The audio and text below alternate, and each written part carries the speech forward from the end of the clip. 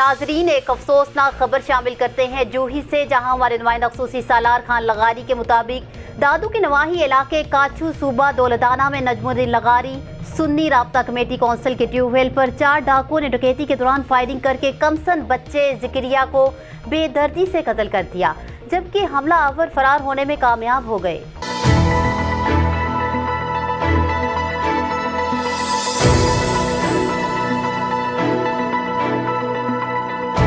Sunni action committee ने खबरदार करते हुए कहा है कि हमला आवरों को 24 घंटों के अंदर अंदर पुलिस ने गिरफ्तार नहीं किया तो एसएसपी ऑफिस के सामने धरना दिया जाएगा। न्यूज़ स्टूडियो से फिलवक्त इतना ही। मजीद खबरों और अपडेट्स के लिए देखते रहिए BBC 11 हेडलाइंस न्यूज़।